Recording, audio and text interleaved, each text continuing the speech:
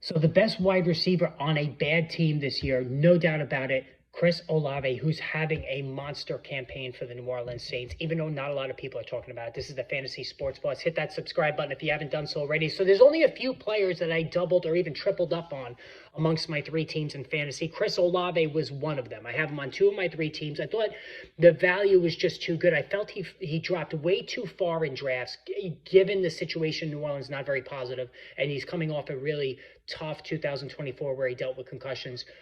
Certainly somewhat understandable, but as the main target in what was expected to be a passing offense, I was back in on him given the value. Again, I'm open on any player in fantasy as long as the value meets up, the draft slot meets up with the value, and that's where Chris Olave fell for me. Now, this season, while Spencer Rattler has issues, he has gotten a little bit better, right? And this New Orleans offense has really become very, very pass heavy. And the targets have been insane. Every game this year, 5 out of 7 games, I should say, Olave's gotten double-digit targets.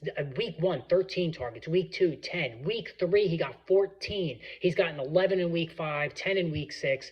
And now, after not scoring initially, the touchdowns are starting to show up. He's coming off an insane week 7. One of the players of the week, 26.8 PPR points, 5 catches for 98 yards and 2 touchdowns. And it's a perfect storm. The Saints are trailing all the time in the second half. They have to throw, and it already is a pass-heavy offense. So Chris Olave quietly having a huge season, 44 catches, 444 yards, 3 touchdowns. Now, the touchdowns are a bit light, but they're coming. They've been coming lately, right?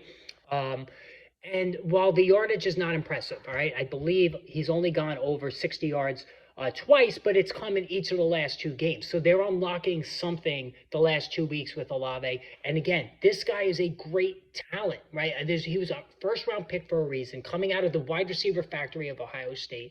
Like, it's never been a question of talent. He's already considered one of the best route runners in football. He gets open all the time, great separation. Olave is a terrific player on a bad team.